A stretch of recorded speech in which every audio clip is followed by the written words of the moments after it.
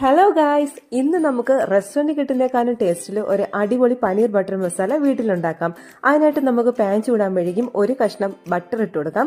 Butter ഒന്ന് മെൽറ്റായി വരുമ്പോഴേക്കും അതിലേക്ക് ഒരു 3-4 ഗ്രാമ്പൂ, 3-4 ഏലക്ക, 2 കഷ്ണം പട്ട, ഒരു ബേ ലീഫ് കൂടി ഇട്ട് കൊടുത്ത് ഒന്ന് ചൂടാക്കി എടുക്കാം. അതിലേക്ക് നമുക്കൊരു 7 കാഷ്യൂനട്ട് ഇട്ട് കൊടുത്ത് ഒന്ന് റോസ്റ്റ് ചെയ്തെടുക്കാം. അതൊന്ന് റോസ്റ്റായി വരുന്ന സമയത്ത് നമുക്ക് ഒരു കഷ്ണം ഇഞ്ചി ഇട്ട് കൊടുക്കാം. ഇഞ്ചി ഇട്ടതിന് ശേഷം ഇത്ര വെളുത്തുള്ളി, അതായത് ഒരു 3-4 വെളുത്തുള്ളി കൂടി നമുക്ക് ഇട്ട് കൊടുത്ത് അതും കൂടി ഒന്ന് റോസ്റ്റ് ചെയ്തെടുക്കാം.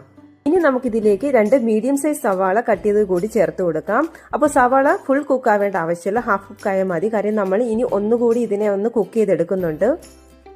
ഇനി നമുക്കിതിലേക്ക് ആവശ്യമായ പൊടികൾ ചേർത്ത് കൊടുക്കാം. 1 ടീസ്പൂൺ മഞ്ഞൾപ്പൊടിയും 1 ടേബിൾ സ്പൂൺ മുളക് പൊടിയും ചേർത്ത് കൊടുക്കാം. ഇത് പനീർ ബട്ടർ മസാല ആയതുകൊണ്ട് അധികം എരിവിന്റെ ആവശ്യമില്ല, അതുകൊണ്ടാണ് 1 ടേബിൾ സ്പൂൺ മുളക് പൊടി ചേർക്കുന്നത്. ഇത് നന്നായിട്ടൊന്ന് പച്ചമണം മാറുന്നത് വരെ ഒന്ന് വഴറ്റിയതിന് ശേഷം നമുക്ക് 2 മീഡിയം സൈസ് സവാള കട്ട് ചെയ്തത് കൂടി ഇതിലേക്ക് ചേർത്ത് ഒന്ന് വഴറ്റിയെടുക്കാം. ഇനിയാണ് നമ്മുടെ മെയിൻ ഇൻഗ്രീഡിയൻറ്റ് ചേർക്കുന്നത്, അതായത് കസ്തൂരി മേത്തി. അപ്പോൾ ഇതാണ് കസ്തൂരി മേത്തി. ഇത് നമ്മുടെ സൂപ്പർ മാർക്കറ്റിൽ അവൈലബിൾ ആണ്. അപ്പോൾ ഇത് ആരും മിസ് ചെയ്യരുത്. ഇതൊരു ടേബിൾ സ്പൂൺ നമുക്ക് ആദ്യം ഇതിലേക്ക് ചേർത്ത് കൊടുക്കാം.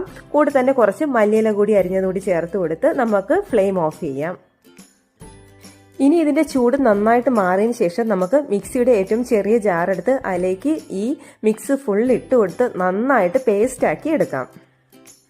ഈ ഒരു പരുവത്തിലാണ് പേസ്റ്റ് ആക്കി എടുക്കേണ്ടത്. ഇനി നമുക്ക് വേറൊരു പാൻ അടുപ്പത്ത് വെച്ച് ചൂടാക്കി അതിലേക്ക് ഒരു കഷ്ണം ബട്ടർ ഇട്ട് കൊടുത്തിട്ട് നമ്മുടെ ആ പേസ്റ്റ് ഇതിലോട്ട് ഇട്ട് കൊടുക്കാം.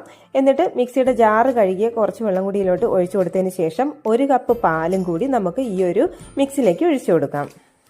ഇനി ഇത് നമുക്ക് നന്നായിട്ട് തിളപ്പിക്കാം. ഈ സമയത്ത് നിങ്ങൾക്ക് ആവശ്യമുണ്ടെങ്കിൽ കുറച്ചുകൂടി തിളച്ച വെള്ളം ഒഴിച്ചു കൊടുത്ത് ഗ്രേവി കുറച്ചുകൂടി നമുക്ക് ആക്കിയെടുക്കാം. ഈ സമയത്ത് ഞാൻ ഉപ്പിട്ട് കൊടുക്കണം. അപ്പോൾ എല്ലാവരും ഈ സമയത്ത് തന്നെ ഉപ്പിട്ട് കൊടുക്കണം, മറക്കരുത്.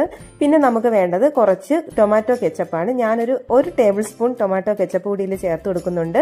നിങ്ങളുടെ ടേസ്റ്റ് നോക്കിയിട്ട് നിങ്ങളുടെ ടേസ്റ്റിനനുസരിച്ച് നിങ്ങൾക്ക് ചേർത്ത് കൊടുക്കാം.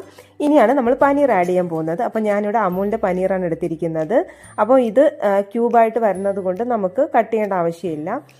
പനീർ ചേർത്താൽ പിന്നെ ഒരുപാട് കുക്ക് ചെയ്യാൻ പാടില്ല. മാക്സിമം 5-6 മിനിറ്റ് കുക്ക് ചെയ്താൽ മതി. അപ്പോഴേക്കും പനീർ നല്ല സോഫ്റ്റ് ആവും. ഇനി നമുക്കിതിലേക്ക് 1 ടേബിൾ സ്പൂൺ കസ്തൂരി മേത്തി ഒന്ന് ചൂടാക്കി പൊടിച്ചിട്ട് കൊടുക്കാം. അങ്ങനെ നമ്മുടെ പനീർ ബട്ടർ മസാല റെഡി ആയിട്ടുണ്ട്. അപ്പോൾ എല്ലാവർക്കും ഈ ഒരു റെസിപ്പി ഇഷ്ടമായെങ്കിൽ എല്ലാവരും ട്രൈ ചെയ്ത് നോക്കണം. കൂടാതെ എൻ്റെ ഈ ഒരു വീഡിയോ ലൈക്ക് ചെയ്യണം, ഷെയർ ചെയ്യണം, എൻ്റെ ചാനൽ സബ്സ്ക്രൈബ് ചെയ്യണം. അപ്പോൾ പുതിയൊരു വീഡിയോ